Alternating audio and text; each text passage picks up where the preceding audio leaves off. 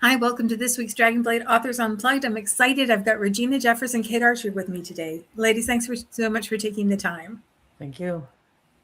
And Maggie Anderson also had a book release this week, so I'll make sure that we put the link to that in the comments. That's the Ravished by the Rake book, and it's book 3 in the Improper Ladies series. So I'll make sure you guys have a chance to grab that one if you haven't gotten it already. But let's jump right in with Regina's book, which is a Lyons Den book, and it is The Lion in Disguise. And the cover for this one, my goodness. I know.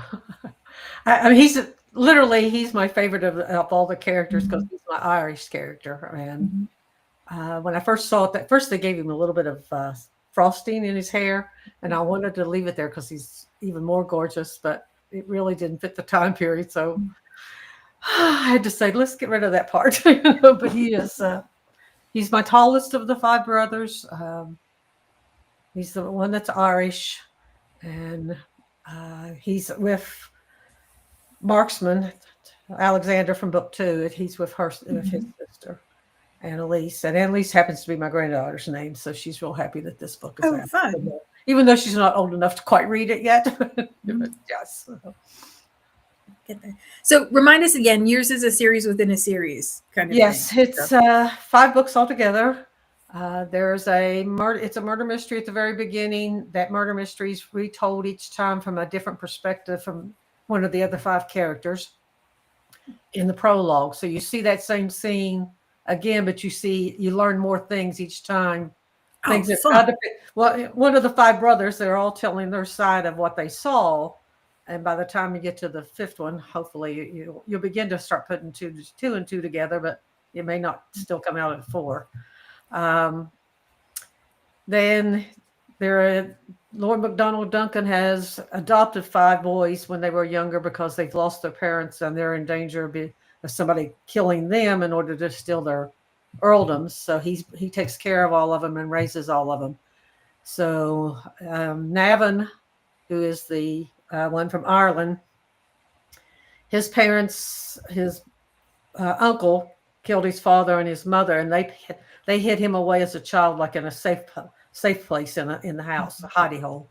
And Duncan discovered him there and brought him back to England. And he has both a barony in England and he has the earldom in Ireland. And where his barony sets, it sets close to Duncan's house and Marksman's house in Derbyshire. Cool. Can you tell us about the heroine in this book? Annalise has Marksman's father sold his mother, and she took the little girl with her when they were quite young. And he was the youngest of the sons. The father he was the youngest of the sons, and he ends up inheriting, which is what saves Marksman. It helps him get the earldom later on. But they throw him out because she was supposed to marry another man. The mother was supposed to marry another man, and so it was shameful and blah blah blah. And so the grandfather throws them out, and they have to make their way through the world. And they really don't have the skills because they've been raised as part of the aristocracy. They don't really have the skills to farm or anything else, and they keep dropping further and further, and they end up in the slums. And so the father sells the mother and the daughter in order, he thinks, to save them, because he thinks he and Alexander will die in the slums. But the mother dies on a coffee plantation, and this man comes and claims he is Annalise's uncle. He really isn't, but he needs a companion for his daughter, and so he raises them. But he's the villain in books 2 and 3. So it's all it's so many layers at the same time. The man that saves her is now laundering money and uttering money in England and flooding the banks with. And it's 1811, which is what kind of happened during that time period. 1811, 1812, there was a lot of that. So I try to put the history in and make it logical for the actual time period. There's a whole section about the prime minister being killed that year and before Liverpool took over. So it all goes together quite well, but it's so many layers to try to explain at the same time. So how does the Lyons Den fit in to the story? The it's been quite a few. Like Annalise's, well, Victoria's sister was there and worked for Mrs. Dove Lyon. Annalise, when she goes there, she has gone because Mrs. Dove Lyon knew the mother previously, so she's still looking for those strands of her own history, kind of thing. So in each one of those, she has a special little place, and I've got something really planned for her on that in the very last book that I'm writing right now, of how she pulls back everything back in. It works really, really well. I was glad that Catherine gave me the chance to write in that particular series. Yeah, that's great. It's a very popular series, and there's a reason. It's because you get everybody's flavor within the construct of the. Well, it's funny. I had some of these ideas already in my head before she offered me she contacted me and offered me for a series, and I'm going, could I use? I wrote back and said, could I use this and this and this? And she said, oh yeah, that sounds well. So that's where we went with it. So yeah. Oh, very cool, very cool. And this is book 2 of the 5. This was book 3, Lion in Disguise 3, and book 2 just finaled in the In Lights Bookhaven's finals for 2025. Oh, exciting! Except I'm up against Cerise. She's my friend. I hate to be up against her, but it's okay. Nice to be nominated, kind of thing. The nomination is pretty cool. So. Yeah, I was really glad for that one. So it's I wasn't sure how number 2 was to be taken because I make Theodora a little pickier than I wanted her to be redeemed later. So I left her a little pickier. And some people were like, she wasn't very nice to Annalise, kind of thing. So you need an arc. Everybody needs an arc. Yeah, it was part of the whole arc when she finally will apologize, but it just, you know how 2 women are. We're like cats. So. Awesome. We'll look forward to this one and look forward to the rest of them as well. So. March and June of 2026. So. Very cool. We don't have to wait. It's almost 2026 right now, so we don't really have to wait at all. They're coming at 3 months intervals. It's really been interesting to try to write that quickly on some of this. But it's very cool. Working out. Very cool. Well, the next book that comes out this week is Lady Fearful, and it's book 7 in a series of Senseless Complications. And that's Kate's book. Kate, can you tell us about this one? Yeah, so this is the wrap up. 7 sisters. They grew up very remote in the Yorkshire Dales without a mother. They've been led forward by the Duke, who, deep inside, he's a very sensible guy, but he wears this complete veneer of lunacy, mostly because he finds it funny. So he understands his girls. They're all very interesting. And Valor is the youngest, and she's the baby. She's always been a little bit nervous, fearful. No one will ever convince her that foxes screaming out on the moors is not someone being murdered. She always kind of thinks that way. And she loved growing up with these older sisters. And then one by one, they were leaving the house. So when the first time it happened, she didn't even realize it was going to be permanent. Once she figured that out, she started to try to ruin every single match. And she's been, she's written some terrible letters. Oh, no. One sister was already engaged, and she sent a letter saying, I've changed my mind. Do not come to the house. We can never speak again. Stuff like that. And so when she realized she couldn't stop anyone from getting married, she thought, well, I'm going to stop myself from getting married. I'm going to be my dad's hostess forever. So she tried that. That didn't work. She pretended she was consumptive for a period of time. She was being wheeled out to the garden to take the air. She had to give that up because it was so boring. So finally, she's going to town. She does have a plan, though. She is fine with getting married. She really wants kids, but she wants someone who's very quiet, very staid, she's thinking like, does he collect books or butterflies or something like that? We're going to live quietly in the country and nothing bad can happen. And of course, she falls in love with a guy who has been taking his sloop out at night to harass French brigands, who also happens to be the Duke's heir. So it's the usual. Yeah, you just knew she wasn't going to get a quiet guy. That was never going to happen. Huh? You just knew she wasn't going to get a quiet guy. That was never going to happen. No, because, I'm a strong believer in character change, and, everybody's got to make some changes, and she does need to, find her courage a little bit, and he needs to calm down a little bit. So they both have things to do. And I included the Prince Regent's huge party that he threw with thousands and thousands of people. Oh, wow. And that was so fun because if you've read about that party, at the main table with the prince, there were actually fish in a little stream, but it was badly done and all the fish died. Oh, and no. one of the girls is like a major animal lover, sitting at the table watching the dead fish float by. Oh, goodness. And there's a villain. There is a very villainy villain.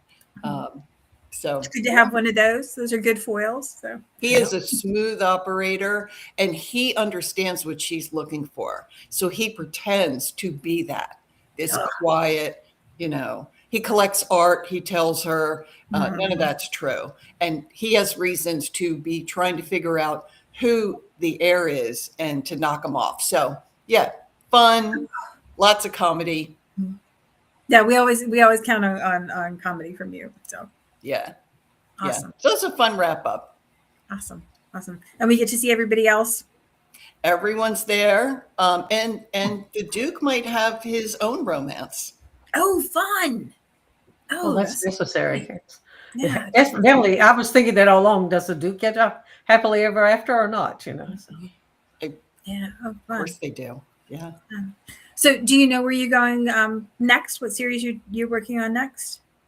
I've just started a series that will take place about an hour outside of Oxford, and the Viscountess hates town, so she is not bringing her girls to London. She's just not doing it. But she has an eldest son who's attending Oxford, so her plan is he needs to start bringing men home. Oh. So we don't go to them; they come to us. Yeah, so he's bringing them home under all sorts of reasons, because he can't tell them I need you to marry one of my sisters. Yeah. So yeah. Well, it's kind of nice. They're pre-screened that way. You won't bring home anybody who's not suitable. One would hope, anyway. Yeah.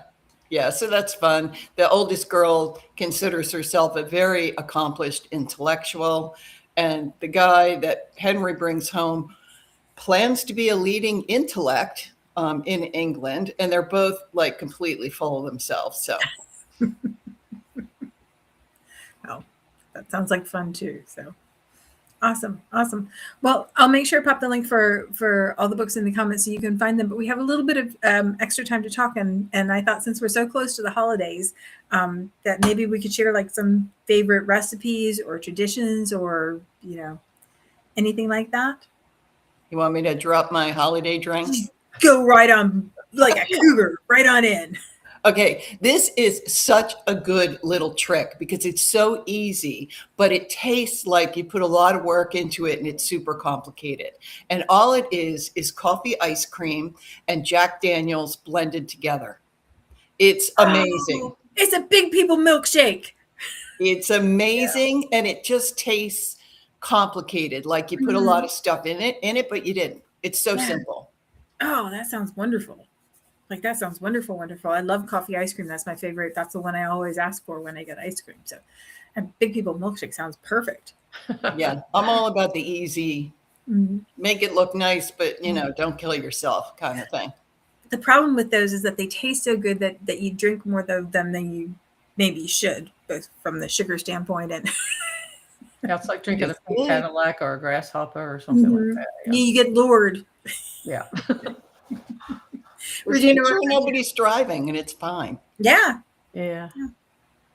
For me, I just it's about time for me to start my traditional 12 days of Christmas, so with a little mincemeat pie and that kind of thing. Oh, I cool. Do you used make the I little used to ones? make the plum pudding myself, but it's I'm the only one here now, so it's kind of silly to make a great big one and hang it up and do the stir up Sunday and the whole 9 yards kind of thing. And, So remind me, is a plum pudding a steamed pudding?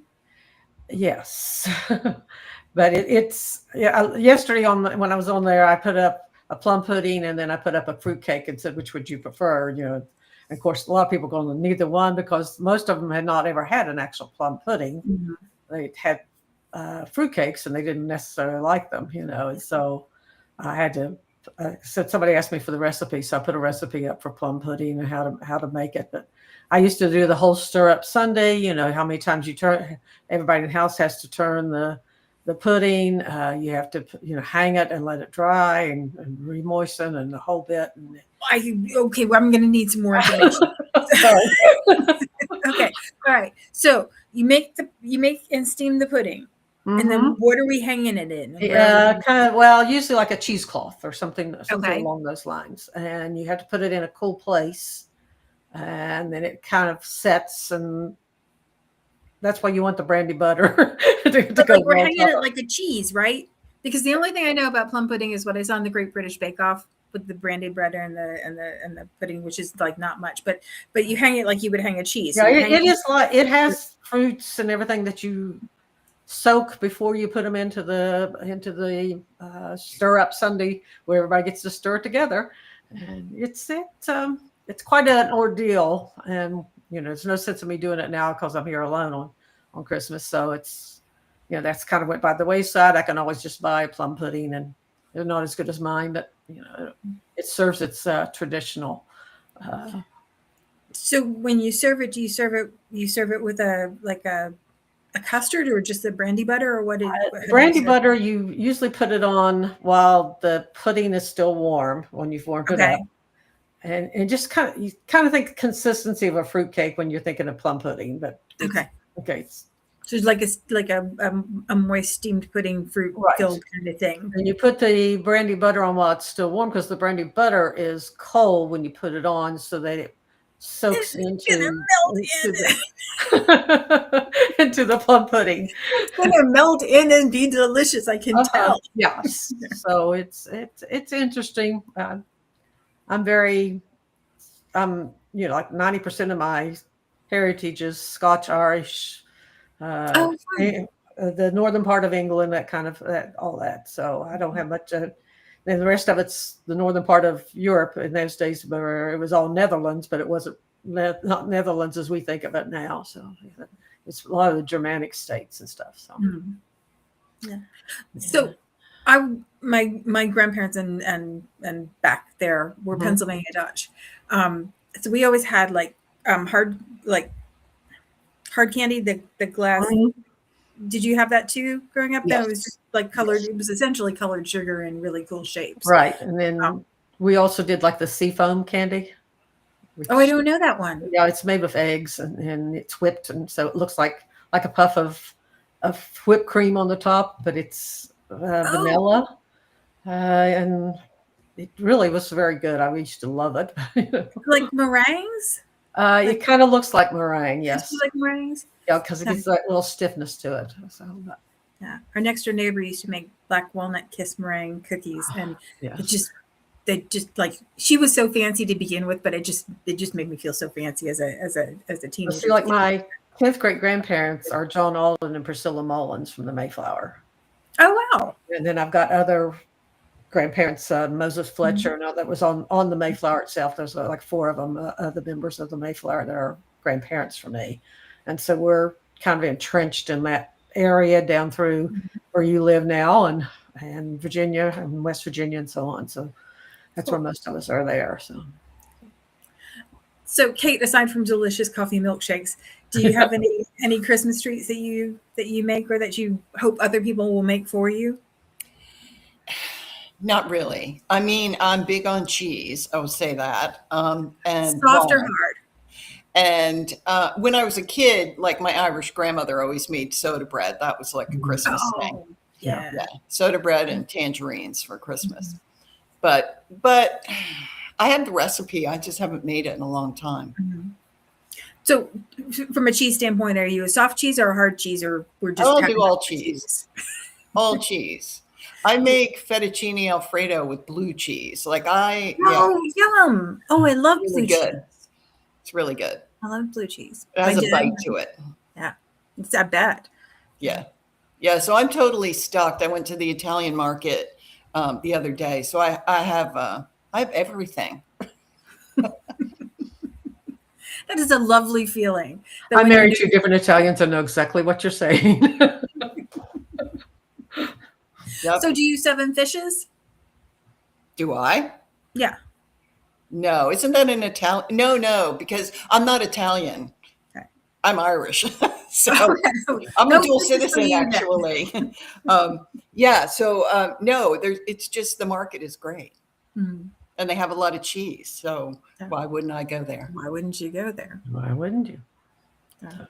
No, I think everything is made better by cheese. And one of the good things about TikTok is that it gives us many opportunities to look at different cheeses too, which is something I didn't know I needed, but apparently I do. So, Yeah. Mm-hmm. so are either of you big New Year's resolution people? Do you sit down and plan? Do you like work out how your year's going to go? Do you do book schedules, that kind of thing? Or do you just hope for the best? I'm pretty much a pantser. I write by the seat of my pants, and I work pretty much by the seat of it. If it needs to be done, I'm very organized. But if it needs to be done, I'll get there. But I don't plan on doing things. So I mean, with all these books, I don't have an outline. I have nothing. It just comes out of my head. And please get it out of my head. People need to stop so I can talking. sleep at night, So I just really do need to get it out of my head so I can sleep at night. So. People need to stop talking to me. Yeah, I'm not a planner. I just No.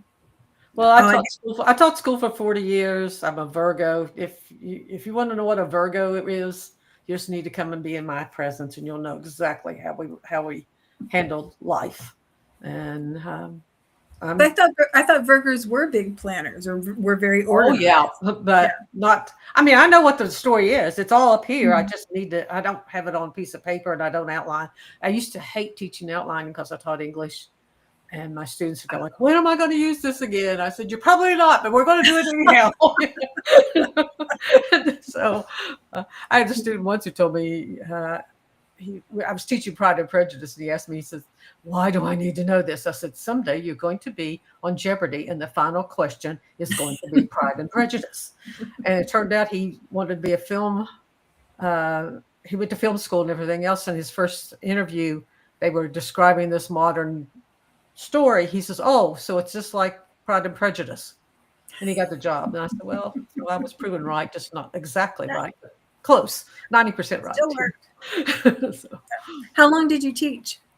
40 years. I taught English, speech, journalism, theater, all those things. Oh, wow. And then I have a PhD in learning disabilities and stuff too. So I did a lot of that type of work also. And I did programming for public broadcasting and several other PBS, Mhm. my stickers and everything. Yeah, I did a lot of the programming for them and taught media literacy for many, many years, like how to read this a Hallmark movie and actually get something out of it, kind of thing. It teach you to read what you actually are seeing and not be. That's why AI is driving me crazy now. So Yeah, and just the acceptance of the hallucinations, like just the acceptance that Right. It's going to hallucinate. What do you Hopefully mean? people watching this, they see that my mouth and my words are coming out at the same time, where you don't see that in an AI video kind of thing. So it's just amazing. There's a whole subreddit now on how to write a book using AI. Well, it's gotten to the point with marketing that it's really hard to get the meta bot to talk to the Amazon algorithm. And one of the things that's coming up now is like you just have to get the AI to talk to the AI, and it's weird because it takes the human part out of the middle of it, and it's all of it feels counterintuitive. But it's the way we've just accepted that the information that's presented to us is not going to be accurate, and we've just all gone, yeah, cool. This is just, yeah. I have very strong opinions about this, and I just think fundamentally it is a very bad idea to start outsourcing your thinking. You know, and we're old enough to remember when you could remember 20 phone numbers off the top of your head, and now we can't. You know, it does have a significant effect. And so I think we are just accelerating the dumbing down of America. That's what I think. Well, and attention span is an interesting thing. I'm reading Peak Mind right now, and I read it before, and I didn't remember all of it, so I have to go back and read it again. But that idea of, like, historically our brains working in a way that it's hard for us to maintain flashlight focus on one thing, because that would not serve us. We would get eaten by stuff. And being able to figure out how, in this world where stuff is coming at you so fast, how you're going to concentrate where you put your attention. And it's practice. And if we don't have a reason to practice to remember the phone numbers or do anything else, it changes the way you do everything. What's really bad is I can tell you my grandfather's phone number from 55 years ago, you know, so still up here roaming around someplace. But yes. Yeah, it's amazing. The media literacy was something when we go about teaching. It's just, I used to give us an assignment to my class, even when I was teaching middle school. I'd have to bring in a video of what they thought was culturally, where the video showed the culture as it really was. And then as we sometimes gloss it over, and they'd have to bring two different videos and discuss that. And then in a book, there's a book called Dancing Teepees, which is children's Native American children's poetry.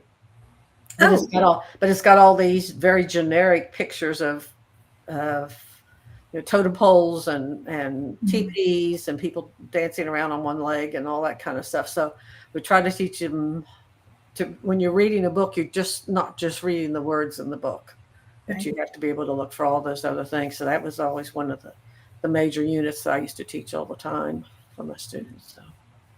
You have to be a broad enough learner to realize that things are bigger than just the thing that's presented in front of you, too. It was always funny, too, though. Every year, what was it? What was the Kevin Costner movie where he's out in the middle of nowhere? Dances with Wolves. Dances with Wolves. Thank you. I could see it in my head. And some of the kids would bring it in as being generically cultural, and some of them would bring it in as being authentically cultural. And it was really interesting how they both have the same one, and some of them would see it one way and some would see the other, which opened another line of discussion. I was going to say, even the conversation around that would be like an opportunity to grow in different ways, too. So. Very cool. Ladies, this is fascinating. We could talk about this all day long. And then maybe if we were lucky and we were closer together, we could have coffee milkshakes with, because, Yes. We would have some fun drinks.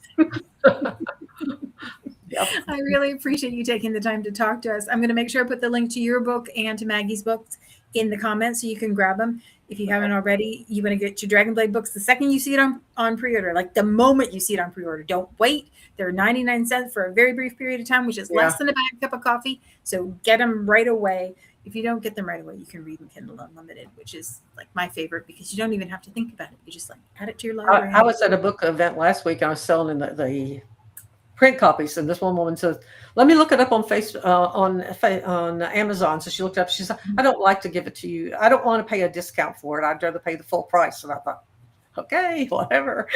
So, okay with me. So we like people who we like. I used to go to one particular bookstore that's nothing but walls and walls and walls of books and books and books, and people come. It's a steady stream there all day. So. We love our books. Awesome, ladies. Thanks so much for taking the time to talk today. I appreciate it. Nice to see you.